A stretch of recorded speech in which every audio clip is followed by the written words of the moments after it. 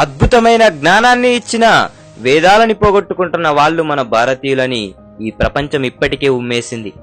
జీవన ధర్మాన్ని బోధించిన గొప్ప శక్తి అయిన భగవద్గీతని చనిపోయినప్పుడు మాత్రమే వినేవాళ్ళు మన భారతీయులని హేళన చేస్తుంది.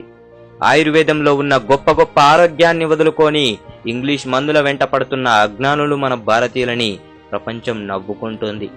నిత్యం యవ్వనంగా ఉంచే యోగ శాస్త్రాన్ని కాపాడుకోలేకపోయిన రోగులు భారతీయులని ఈ ప్రపంచం మనల్ని చూసి పరిహాసమాడుతుంది. నీ జీవిత పరమార్థాన్ని వివరించే నీ దేశంలోనే పుట్టిన గొప్ప శక్తి అయిన ధ్యానం వదిలేసి ఎందుకు మా పిచ్చి సంస్కృతిని ఫాలో అవుతున్నారని ఈ ప్రపంచం మనల్ని వెక్కిరిస్తోంది. ప్రపంచానికే శాంతిని బోధించిన మీ దేశంలో పుట్టిన బౌద్ధాన్ని తరిమికొట్టిన భారతీయులు అని ఈ ప్రపంచం మనపైన ఉమ్మేస్తోంది. అమెరికన్స్ అయిన మేము మీ వేప చెట్టుని పసుపుని కొన్ని కోట్లు పోసి కొంటుంటే మీ ఇంటి ముందే ఉన్న ఆ చెట్లని కొట్టేస్తున్న మీరు మీ దేశ గొప్పతనం మీకే తెలియకుంటే ఎలా అని నిలదీసి మరీ ఈ ప్రపంచం మన మీద జాలిపడుతోంది.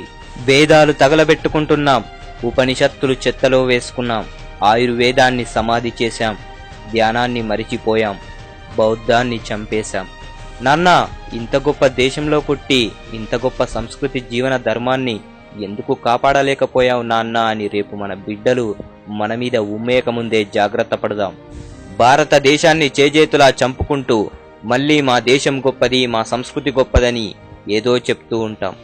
వేదం లేదు, యోగం లేదు, ధ్యానం లేదు, ఆనందం లేదు, ఆరోగ్యం లేదు, ఆవు లేదు, ఆయుర్వేదం లేదు, బౌద్ధం లేదు, శాంతి లేదు, ప్రేమ లేదు, ధర్మం లేదు, అర్థం లేదు, కామం లేదు, మోక్షం లేదు, సత్యం లేదు, సనాతన ధర్మం లేదు, జీవన ధర్మం లేదు.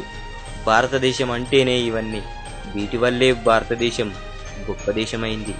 అర్థం చేసుకొని ఇప్పుడైనా వాటన్నింటినీ పాటించండి.